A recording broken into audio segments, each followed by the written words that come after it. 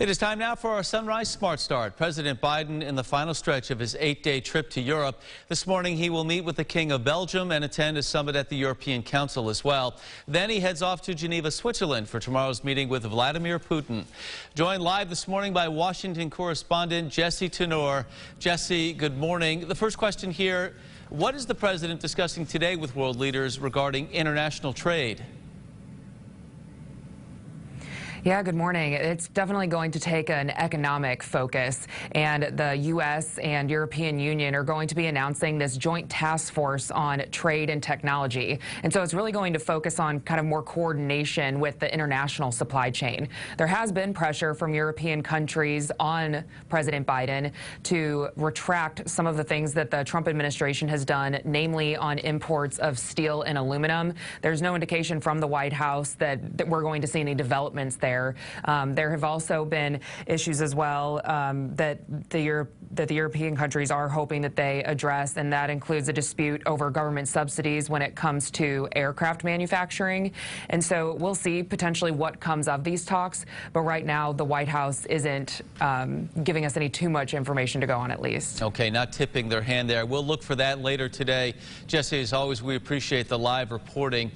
When asked about that meeting with President Putin tomorrow, President Biden said every world leader he spoke with at NATO thanked him for meeting with Putin this early in his presidency.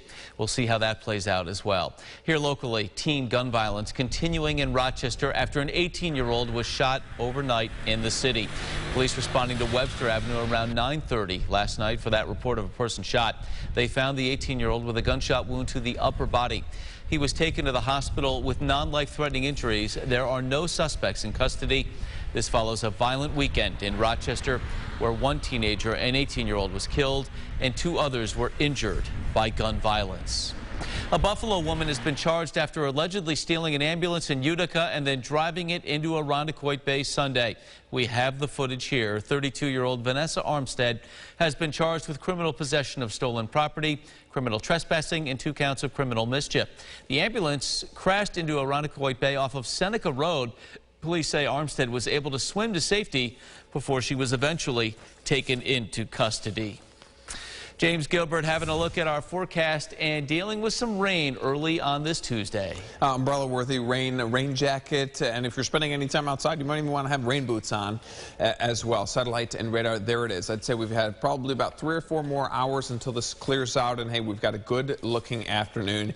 Hey, why not? Let's talk about the weekend. Here it is, your weekend forecast. Rain showers Saturday. You see a little bit of a higher percentage of rain chances there than Sunday. Sunday, Father's Day. It is also the start of summer. Looks like the better of the 2 weekend days.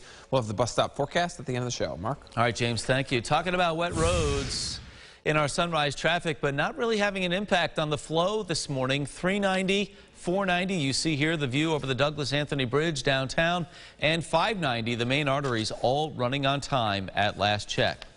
Well, this weekend, Webster Thomas High School is getting ready for its spring musical at the Penfield Amphitheater. All of the actors in that musical will perform mask-free. Erica DeCoste is live in Penfield with more on this. Erica, those students and the staff have to be thrilled to get back on the stage. For sure, Mark. And when we talk about turning a corner in this pandemic, this is a prime example of that. Mask-free, as you mentioned, it's been a tough year for these kids with the uncertainty, ever-changing guidelines in the classroom, and just missing out on some events as well. The school decided to have this production last summer as they anticipated the possibility of outdoor setting most ideal, and they didn't realize how much closer to normal we are by now. Director Brenda Nitsch says all but 2 students are fully vaccinated. Those 2 actually had COVID, so they all feel comfortable in what she calls their own bubble. To see each other's faces has that feeling like a family again. They say they're never going to take it for granted. The big thing is without masks, and that's huge because, you know, in the vocal arts, you are really relying on expression and also just being able to sing together. And at first it was like, oh my God, we're like standing so close to each other. It feels weird. We're unmasked. And but now we're getting back.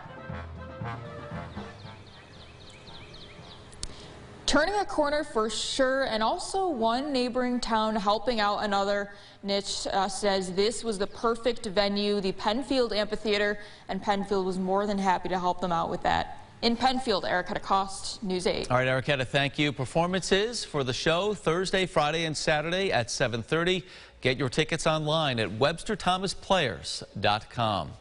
Hey, good news here in New York. Governor Cuomo expected to provide an update later today, as 70% of New Yorkers have now received at least one dose of the COVID vaccine. That, according to the CDC. The governor has said New Yorkers can expect a return to, quote, life as normal after reaching that 70% benchmark, including the lifting of virtually all COVID restrictions, including social distancing, capacity limits, and disinfecting mandates. Time now for the GRE Morning Business Report. Novavax says late-stage trials of its COVID vaccine candidate were more than 90% effective against the virus and variants. The company says it's on track to file for emergency use authorization in the third quarter of the year. According to multiple reports, United Airlines will not furlough flight attendants or operations and customer service workers when federal aid expires later in the year. That's because of a huge bounce back in travel bookings. Demand is so high, airlines are adding back flights, bringing back workers, and even gearing up to hire again. Well, the U.S. Postal Service says more than 5,800 mail carriers were attacked by dogs in 2020. The agency reporting an attack only if a postal worker submits an injury claim or tells a supervisor. The most dog attacks were reported in Houston, followed by Chicago, L.A., Cleveland, and Denver. All right, here's what folks might be talking about at the water cooler this morning. We're talking about heat, dangerously high heat, now baking much of the western U.S. The National Weather Service says as many as 40 million Americans could experience triple-digit temperatures this week. Some hot spots include Arizona, no-brainer there, and parts of Nevada as well could get up to, James Gilbert, 120 degrees. No thanks. Yeah, we were kidding about it earlier. Yeah. It's a dry heat, right?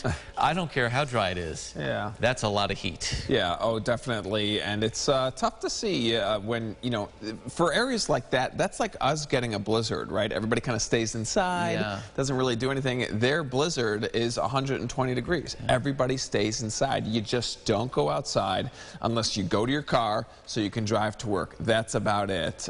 So I hope those folks get some relief soon. For us, we're getting on the bus with an umbrella and a rain jacket because we've got rain showers out right now. Boy, they could use some rain as well, not even mentioning the drought. Okay, stay local. Emerging sun as we get into this afternoon. Temperatures climb to the 60s. We'll finish off today with an 8-day forecast here. We've got a beautiful stretch, Mark. Tomorrow morning, a nice chill in the air, upper 60s, mid 70s Thursday. And, of course, we'll focus on the weekend as well. Yeah, and looking forward to that bright sunshine as well, James. Thank you. That's it for us for now here on News 8 at Sunrise. Our next update is coming up in about 30 minutes. CBS This Morning is up next. Have a great day. Follow News 8 wherever you are on RochesterFirst.com, Facebook, Twitter, and on our app for news and weather.